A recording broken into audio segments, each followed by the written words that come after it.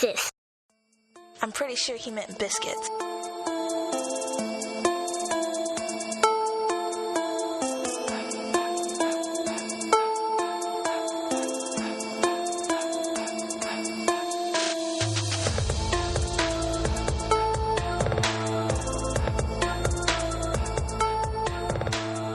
Biscuits and gravy. I had already done a countdown, bro. Oh, my bad, man. we good though. Anyway, bro, I've been moving. What's happening? It's been terrible. Moving is terrible. It is a horrible experience. But a bunch of other stuff too, man. Today, for some real people in my life that I've known all my life, my sister Andrea and her mom, Mr. and Mrs. King, who's a deacon at my church.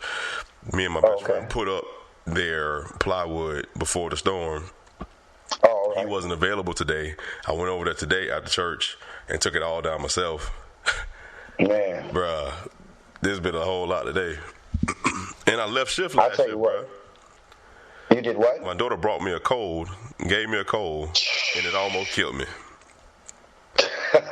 They say giving is better than receiving. I was on shift last shift, and I was about 4 p.m. and I went on a call, and this lady from John Knox, bro, I didn't give a damn, and I knew I had to go home. I was like, lady, you could be having a heart attack right now. I really wouldn't care right now. I feel so bad.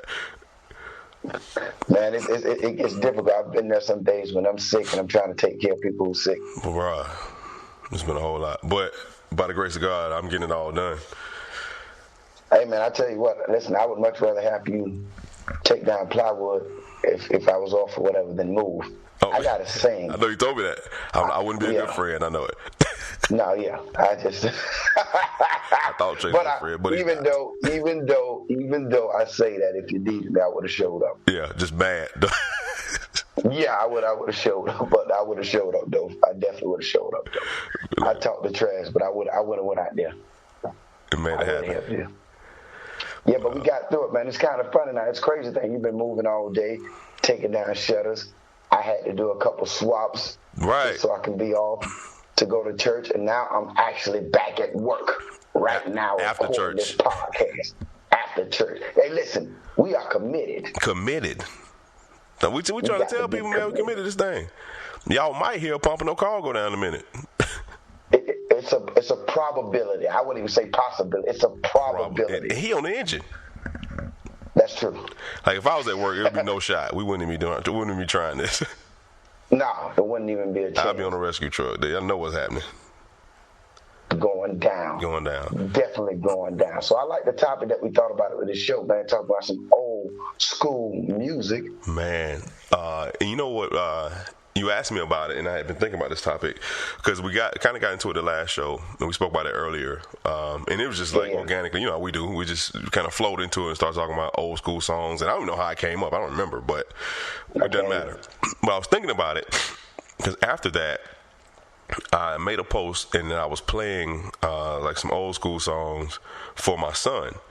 I was playing "Betcha by Golly Wow" by the Stylistics, and I thought about it, and I think that music is very powerful, and very powerful. Absolutely. Music actually can tell the stories of like generations. Like if you listen to the music, you'll understand what happened in an era. You know what I'm saying? You go through a decade worth of music, you'll understand what happened to every race, every genre, every whatever, creed, everything. You understand what's happening at the time. So really it's like almost like a very entertaining style of history, like a history book. One thing I thought about is that may be part of what we're missing, right? When we talk about the old school, like slow jams and love songs and ballads and stuff like that, like those guys and gals back then, like they did romance, and somehow we transitioned to now we do sex, right? And misunderstanding that romance is sex, and it's not. Like romance is hard work, like it's planning in time and stuff like that. It may lead to sex, but romance can be days before it gets to that point. You know what I'm saying? Oh, no doubt about it. And I think even back in those days with the music, even the dudes who are from the hood and the streets and the thugs were not afraid to express their love for a woman, even if they couldn't sing. I remember you would dedicate a song to a girl. I remember you can call on the radio station and say, I want you to play this song from a girl or whatever. Yeah, I remember that. And things, you know what I mean? And it would express not only the type of, state that we were in as a country, it speaks volumes to how you felt about an individual. People were not afraid to express their hurts, their heartaches, you know what I mean? Mm-hmm. The way they felt about a woman when they messed up, and that's the type of music that we don't do anymore, like you said. Now, we don't have to do that kind of love music anymore because the standards has been lowered so much. Right. And I have to fault the women for this. And the only reason I fault the women, because there is power in vagina. It is. And the fact of the matter is, if they hold us accountable and make us romance a little more, we would do that if we expect it to lead to that. You know what I mean? We have not been held accountable. You know what I'm saying? Right. I hear more females nowadays, man, singing more rap lyrics that may be degrading to women than they do. Like, look at just the rise of fame for the City Girls. And I've never heard their music, but I've read some of the things they say, and they glorify this. But I like taking that old school love. My wife was laying down, we was home alone, we was chilling, and I thought about it. And this ain't even taking that back, and he's an underrated artist, but his name is Calvin Richardson. Mm-hmm. Man, he's got a CD that came out in about 1998. I think it's called 3:47 a.m. You got to research it. Oh, yeah. And man, that whole CD is off the chain. And then I got into a little groove when I started to think about them Isley Brothers. What? I'm talking about In Between the Sheets. I'm talking about, man, I just went through a little phase where I was taking it back a little Marvin Gaye, and I would be remiss. Ready for the world. M2 man. Come on, man. This is what I'm mint condition. Yeah. Man, for all of y'all who think that, that the like Biggie song, Juicy Fruit, if y'all don't understand that Juicy Fruit is an M2 song, like, absolutely. Come on, get your life together. Like, it's a remake. You got to be. See, people don't even understand this type of music. And I be schooling my sons on it as well. I'm like, listen, man, there was a time. I was thinking about this. I used to be in a singing group back in middle school. A boy singing group, right? And I didn't know that. It's new to me. We didn't have names for our. If we had a name, I don't remember it. And some of us have gone our separate ways since then. Some have. Quite a few has been incarcerated. Wasn't even trying to rob a bank. In fact, he did rob a bank. He ended up getting caught later. But the fact of the matter is, we knew with this singing group, that's the way to get to the girls. If you can sing, even if you can be in a singing group, you can be like that dude who was with Boys the Men, Michael McCray, who didn't really ever sing, but had that deep baritone voice. You gonna get the ladies. Man, he was like the Nate Dogg R&B. True that. I'm just a hype man. That, man, and sold millions. Boys the Men still on fire. I'm talking about Drew Hill. Boys the Men has residency right now in Vegas. Oh, I know they do. Right now. For years. It's been years. Like, they were talking about, like 1990?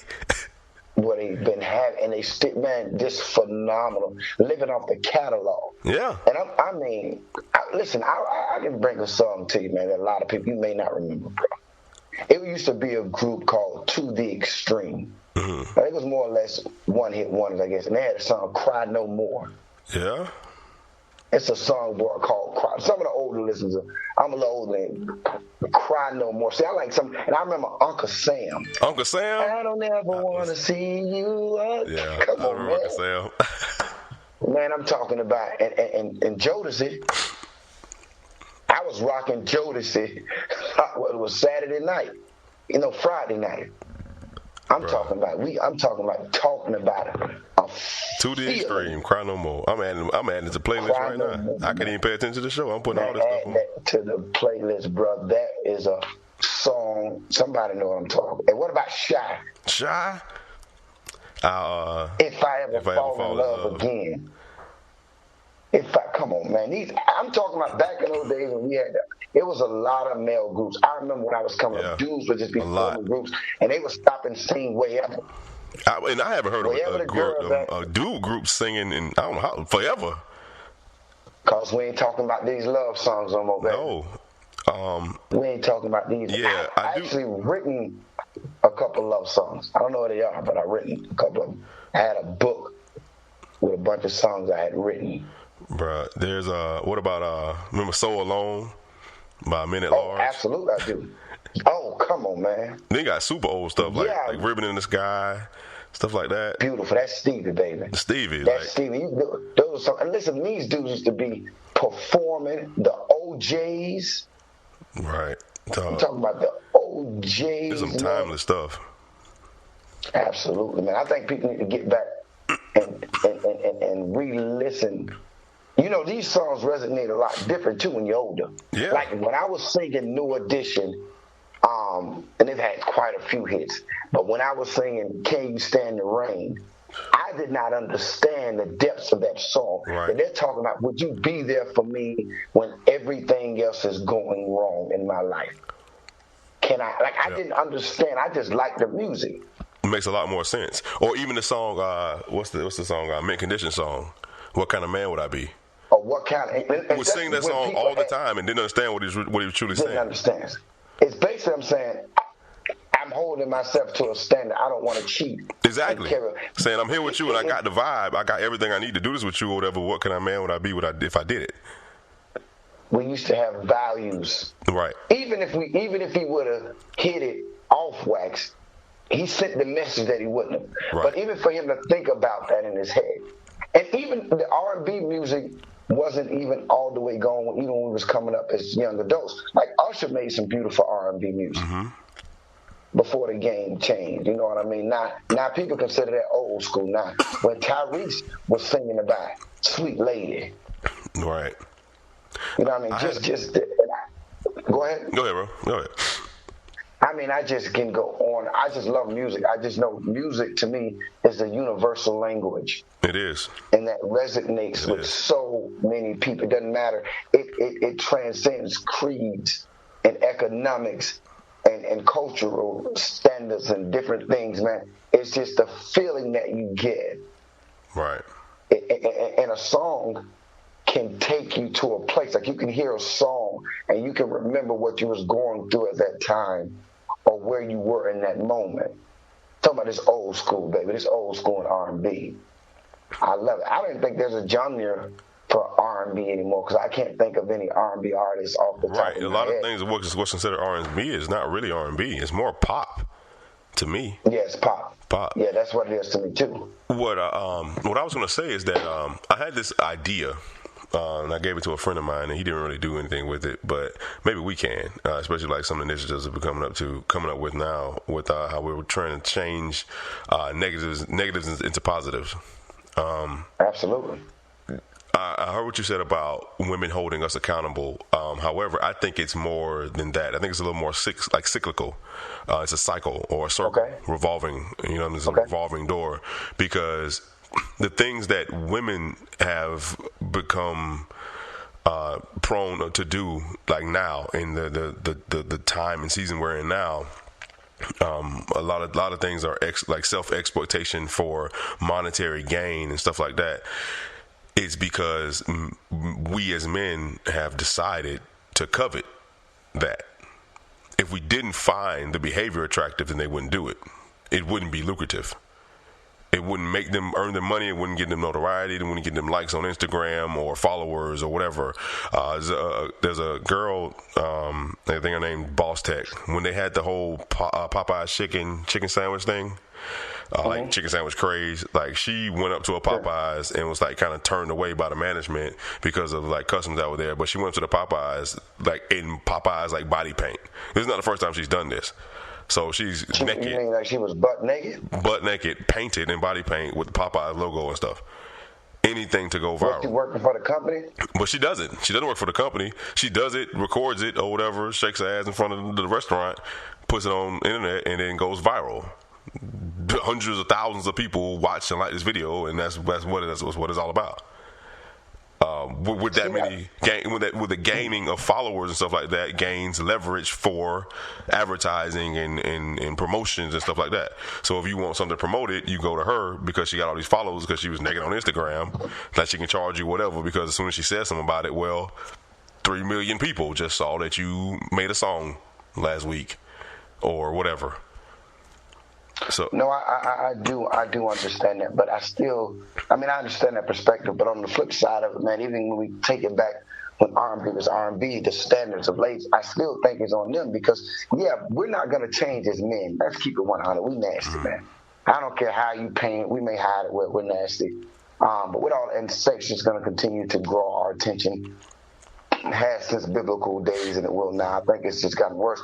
But I think it speaks to like I said before, the standard and the level of self-respect that they have for themselves. True. Like, even if you can make a lucrative business out of showing yourself, and that's how Kim Kardashian has become famous based on a sex tape. Like, let's be honest. So it's evident that that blueprint can work. But on the flip side, I believe that there are some women who will say, listen, I'm not going to compromise my integrity as a woman for no fame, and especially not for no 5-10 minutes of fame on an Instagram thing, because the reality is, Chase, as fine as attractive as this girl with the pop-out body paint may be, there are millions upon millions who are just as fine or finer, and they'll be the next sensation. Mm-hmm. I agree. Just you know what I mean? So, but now that stigma falls.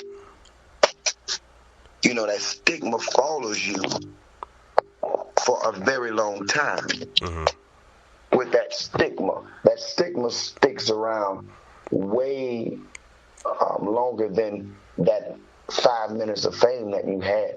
But like I said, man, I think even the women back in those days, if they were doing it, listen, you know what they used to say, let me get a lady in the streets and the freak in the sheets. There was a level of decorum. Mm-hmm. When love songs were so popular, let me tell you what else was popular. And I think I'm going to do it. I have done it for my wife, but I haven't done it in a while. Writing love letters. I used to write love letters. We've gotten away from the intimacy chase. I remember falling asleep on the phone talking to girls. That ain't happening no more because the conversation is gone. We text now. No, we used to live, and obviously we didn't have the option of texting, but just those things take sometimes when you get back to the basics, baby. And those old, like, come on, man. I remember a verse in the Casey and JoJo song that said, all I can do is sit alone in my room, waiting by the phone. Right. Like you are waiting for her phone call. You know what I'm saying? Like you was waiting and anticipating something. And it's something that women need to know. Well, and I can only speak for myself. David had a song that was about a short letter, and it went this way. Yes, they did. Last night, baby, I was sitting at home thinking to myself, and I started thinking about you. How much I do love you. We ain't talking about love, man. We just talking about smashing. Right. I just heard this rapper dude who said in the last 6 months, now I don't know how true it is, but it would be very difficult to accomplish. But with the standards being dropped so low, I can believe it because he's a famous guy. I think his name Blueface. Is there a rapper named Blueface? Yeah, there is. But anyhow, he said he slept with 1,000 women in 6 months. Now, there been a time when nobody would have believed that foolishness. Like, that's ridiculous. Right. Now, I don't think he slept with 1,000 women in 6 months because if you did the math, right, that would be so many women a day, and I don't think it's just enough time. Right. But even if you slept with 2 or 3, I can believe you slept with 200 or 300 in 6 months. Oh yeah. I can believe that. And he ain't saying nothing about love. No. I listen, man, we got to get it back. We've gotten so far away from the love school R&B, there's really not even a market for it anymore. Exactly. It's like the attraction is what I am, not who I am. You know what I'm saying? Think about like old school love songs, especially like 70s, 80s and stuff like that. And 90s too. Yeah. It would be a love song. And they never talked about sex. They may mention making love, but it was never details. It did leave something to the imagination. I didn't tell you what I was going to do to you. Well, hold on. Now, let me get to that. That Marvin C's. Man, that wasn't a love song, man. I'm just trying to That boy said, let me be. That boy said, I'm not ashamed anymore. Yo, candy liquor, girl. I'm not ashamed anymore, Chase. He had an epiphany back in those days. Right, you couldn't do that. It was shunned and frowned upon. That was not a love song. That was a coming out song. That was for him. That wasn't for It was for him. The boy, he was coming out. Look, I like doing this. They say, I'm not ashamed anymore. He said, Jody ain't got no job. Jody ain't got no Jody's job is giving you a thrill. Alexa, that trip. I hear, but I'm telling you, Jay, he ain't got no job. No, but there's always an exception to the rule. But what they say. Let me tell you, finish the idea I had, right? So my boy that I told this idea to that, depending, as far as like at least trying to change the narrative, you know what I'm saying? He's a party promoter, and it's becoming pretty successful. And one thing that I said, so that seems to be a little bit lucrative, right? But one thing that I said was that, if we are to hold ourselves accountable, right? I was like, what if you did something at every party? It could be something different at every party or whatever. Not for the girl who was the most naked or who shake their ass the best. What about the woman that is at the party with the highest degrees? Like, what about that? What if they got something? You know what I'm saying? They're never talked about in social atmospheres like that, right? Party atmospheres, especially in urban cultures. Like, we never talk about the education of a woman, not in situations like that. What if you did something, right? Because everybody gonna come to the party anyway.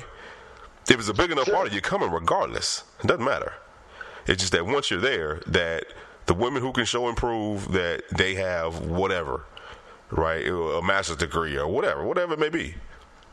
Or a bachelor's degree, whatever you want to do, that they got, I don't know. So it could be anything. Interest into a certain section of a club, like a VIP section or something like that, or a round of drinks or something like that, whatever. Anything that would inspire something different.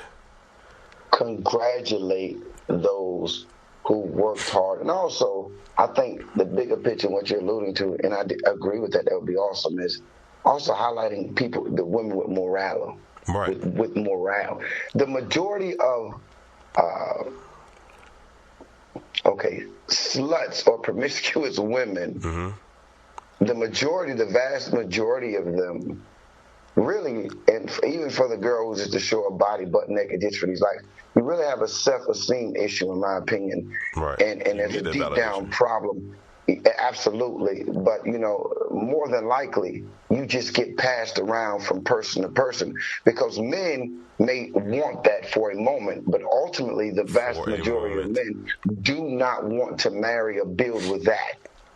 They do not want to marry or build with that. And for the record, there are some beautiful, classy, intelligent, articulate women who have class and standard, are just as freaky and appetizing as those other ones who put on. They just carry themselves well.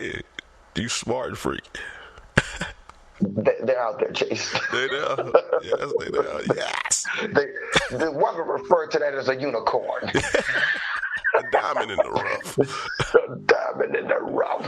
They are there. So, and I'll be honest with you, even man, listen, man, the chase was more of a thrill for me. Right. No pun intended with your name. But that was, the thrill for me when you had to, and just think about, even as we're talking about love songs, the mindset and the courage it took for you to sit down and write these lyrics. Yeah. We were singing about when we messed up. Listen, I remember boys and men saying, I'm going to swallow my pride. Say I'm sorry. Say I'm sorry. Stop pointing fingers. The blame is on me. I want a new life, and I want it with you. If it feels the same, don't ever let it go. You got to believe in the spirit of love. It'll heal all things, won't hurt anymore. No, I don't believe our love is terminal. I'm down on my knees, begging you, please, baby, come home. This is what I'm talking about. Right. This is what I'm talking about. It's like people don't even believe that anymore. You know what I'm saying? Like, people don't believe that anymore. Like, if you were to say something like that, they don't even believe it. You know what I'm saying? Man, you got them. Man, these lyrics, man. Even Drew Hill. Yeah. He said, I can clear out all the closet, leave your things outside the door. But I just can't seem to not love you anymore. So tell me now, what do I do with the love? Come on, man, I can go on and on with these lyrics, man. You know, and that was the type of stuff. I'm glad that I grew up in that genre. I'm glad. And I always had an old soul too, so I'm like, oh like yeah, a record player, bro, like a jukebox. So did I. I knew all kind of like just random songs. I remember when I first got exposed, I was probably like 9th grade. I went to an Earth, Wind and Fire concert with my mom. Bruh, them dudes was in their old age at the time by then. And like you know, the chicks were still throwing panties on the stage. Still throwing panties. What? Bruh. Oh my God. Put Maurice up there. Come on, man. When he was alive. When he was alive, bro, Maurice wasn't nothing to play with, man. And then Philip Bailey. Y'all, come on, man. After the love, I tell you another who we. What about Lionel Richie? All the love songs. This cat wrote. Once, twice, 3 times a late. My mom was at a Lionel Richie. I was in the Commodores. The Commodore said, "She's a wreck house. She's mighty, mighty." Just let it all hang out. Boy, I'm talking about them. And I tell you another one who's Babyface Kenneth Edmond. We talked about him last show, bro. He's ridiculous. Look at him. It's ridiculous. And the songs this dude wrote. Ridiculous. And I'm talking about that. Babyface always in love. Always. Man, but he had I'm talking about even with the group, The Deal. The Deal, yeah. The Deal. He had an album that was like, a lot of people probably never heard it, but it was with Tony Braxton. It was called Divorce. That's beautiful. Yes, they had a song called Going Out of Business. Beautiful album. Bro, they had a song called Going Out of Business. Shouts out to my girl Tony Braxton too. Whoa, Tony. I haven't heard Going Out of Business, but I listened to it. Oh yeah, it's on that album. Easy. We ain't talking about the female singers either enough, like the Whitney Houstons and the Tony Braxtons or the Mariah Carey's and Anita Baker. Well, I bought my mama some concert tickets to Anita. Patti LaBelle. Patti would kick off those shoes. Gladys Knight. We got to represent our girls. And I tell you another got a Gladys, boy. I tell you another one, boy. Superwoman by Karen White. Right. Boy, that Karen White, that Superwoman. I'm talking about, man. You can't play that too loud for women, though. They get all excited. Oh, they do get excited. They get a little too excited. Because they can relate. They take them back. Now, some of these women feeling like Superwoman, but ain't even Robin, ain't Batman, ain't even half. You ain't doing that much. Right. I tell you, got an old soul too, fella. That girl Fantasia, boy. Oh, Betty Barbara? Wright, boy. No, boy, I'm telling you right now. That's when I remember when the girl, the big girl who used to sing "It Would Rain." There'll be summer. What the girl name is? Kelly Price. Kelly Price. Kelly Price, man. I didn't mean to call her big. This ain't the big girl. I mean, I'm sorry. I tell you, another one was good too, but that boy Avant with that Kiki Wyatt. Yeah. She can sing. Now, Kiki, you know Kiki got about 10 or 15, 12 kids, something like that? I thought, she pretty crazy, ain't 9. She can sing, though. She did stab the man. Crazy as hell, but she can sing. She is crazy. You know, just because you can sing, don't exclude your craziness or your disgustingness. You can sing all you want to. Because I know somebody who got plenty hits, but we all know he disgusting. And I won't dare mention him. His name Aura. The Pied Piper. The Pied Piper. Bro, it's so much music, and in my post that I posted when I was talking about when we started the show, I said, you know, like, ladies, if you want to help us bring chivalry back, start playing these songs for your sons. Absolutely. Because they won't hear it anywhere else. You got that right. Like, that kind of music's infectious. Men don't start out being dogs. Like, we don't start out being players. We don't start out, you know, just like whatever. We don't start that way. I learned it. It's a learned behavior. Initially, I think by nature, we want to be knights in shining armor. Like, when you're a little kid, you don't think about about hurting no woman or nothing like that.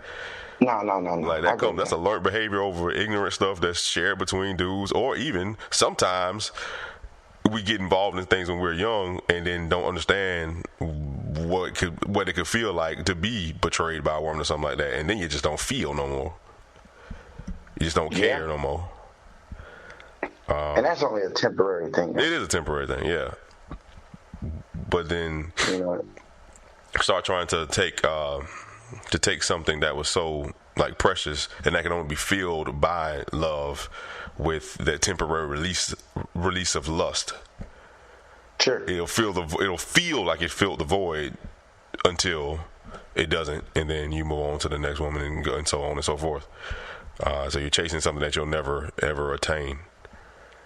Yeah, that's insatiable. But I just thought about something you said, that love breeds completion and wholeness and satisfaction, whereas lust only feeds insatiability, and it leaves you just as lacking as longing as you were before, just as empty. You and I have spoke about it before. I remember at a time in my life when I had a whole bunch of girls, and I remember telling my cousin this, and I said, man, how is it I got all these girls and I feel the most loneliest I've ever had? Right. Because it was something that would not fill the void or fix it. It just leads to more insatiability, and you just dig yourself in a deeper hole. But man, man, even with I just think about all these love songs. I can't even begin to articulate them. What about Gerald Levert, man? Gerald's underrated, man. Remember LSG? Oh, yes, he is. Heck yeah. That was the boy Johnny Gill, Keith, and what about Keith Sweat? Keith Sweat? They say Keith Sweat was begging, but listen to me. If he was begging, he first made millions off of it, and secondly, at least he had somebody that made him worth begging. Yeah, your mama liked it, I bet. She was there playing that Keith Sweat. Now, come on now. You them old 50, 60-year-old bras that still try to throw panties on the stage. Still trying to. Straight get out of character. It'll take them back and barely walk. No, their legs hurting, and you down there being nasty. Grandma, why you being nasty? You being grown. You being grown. Because I'm ill. Keith Sweat got to acting a fool. Right. My mama went to a Lionel Richie concert and straight turned into an absolute groupie, just carrying on. Lionel Richie? She got the lead, though. Just carrying on? When you're old school and when you're from the hood, you call them Lionel. You get Lionel Richie. You can't come out here no more, mama. just how to put my mama on blast. Now, come on, now. To put her on blast. Everybody got that one who will make you act a fool. Man, you got You try to keep it together. You got Charlie Wilson. Charlie Wilson, but before Charlie Wilson, the Gap Band, baby. Gap Band. You dropped the bomb on me. Gap Band. You dropped the bomb on me, baby. But Charlie has been resurrected, and his voice is still good. Yeah, it is. He sounds just the same. Chase, we ain't mentioned Luther Vandross. Luther, man. Luther was effortless. Effortless. He didn't even try to sing. He wasn't even. He was just talking. It's just like, what is he? You good when you got dudes looking like God, dog. Like what's going on? He ain't nothing now. Right, he sit up there with a little bow tie on. Like what is like Luther singing? Got that curl that's kind of dry. He's fat. Right, he got the yodeling. Getting it. Bro, Freddie Jackson, Chase. Freddie Jackson, Kenny Lattimore, Music Soul Child. Kenny Lattimore, yes indeed. Man, what about I still got beyond like the freaky crazy stuff, but like Rick James and Tina Marie, Fire and Desire? Oh yes, yeah. Rick James had a phenomenal voice. Rick James had a song with Smokey Robinson, and let me tell you something right now. I can't remember the name of it, but yeah, he was. And everybody thought Tina Marie was black. Everybody, nope. Oh, you know who else people thought was black? Hall and Oates. Oh, I ain't know. Boy, that's Sarah. Sarah Smile, the white boy. Smile, Sarah. Them boys getting it done. Smile a while for me. Sarah, they not black. No. Shaka Khan. Not. I'll tell you another one. They thought was black. Michael McDonald. Nope. Yeah. Nope. He is not the boy made a hit with Patti LaBelle. He made several hits on his own. Nope. I'm talking about this. Jesse Powell. Ooh. Jesse Powell can sing his behind. That you. Yeah. And that Kevon Edmonds. Yep. But what about, they was kind of one-hit wonder too. I got a lot of one-hit wonders that I like. The boys had the kind of raspy voice, Rough Ends. Rough Ends? Yeah, that thing they had 2 songs. Yeah, that was about it though. Remember like old groups like High Five? Never Should Let You Go. One. I like the way you kiss me. And Never Should Let. I love Never Should Let. You know them boys. A couple of them dead and a couple of them went to jail for murder. They got real violent. They went to jail for murder? High Five? Yeah. They were saying. Jail for murder. They probably meant it at that moment. But what about them talking about? What about them? Them boys from H-Town. H-Town boys. Boy, them H-Town. They lead singer Shazam. What's his name was? He died not too long ago. That was his name. Yeah, he did, but they had some. But see, back in those days too, cats could really sing. Yeah. They didn't need all this. And what about Teddy P? Teddy Pendergrass, man. Man, Teddy Pendergrass got a song that resonates with me heavy right now called Should Have Been You. What's that? He got a song called Should Have Been You. I know that song. It should have been you. Yes. Oh, I know it. I mean, boy, you done almost started rocking some R&B right later now. on tonight there, Doc.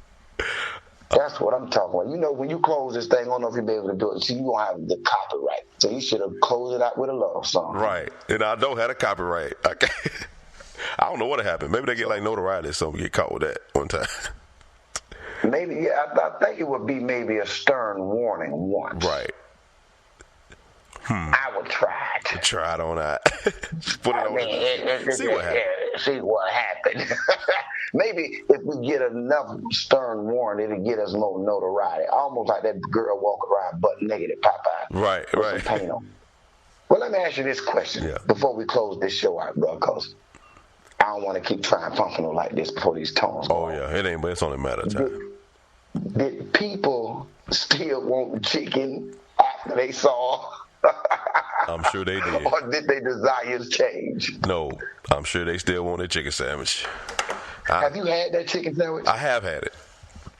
I have not had it. Is it worth all this crazy? No. That's what I thought. But to me, neither is the Chick-fil-A sandwich. Like all this, like I'm not finna die either way without. I mean, I like Chick-fil-A sandwiches. I mean, yeah, they good. But I'm like, if I had like, okay, if I'm going to get one thing to eat, and I got one, you get one thing to pick. What you going to go get? It ain't either one of them. You know, I don't even know what it is right off the bat, but it ain't. I'm getting a Chick-fil-A sandwich. No. All the time I want Chick-fil-A sandwiches on Sundays because they close. That's when you think about it. It's like something messes with my head.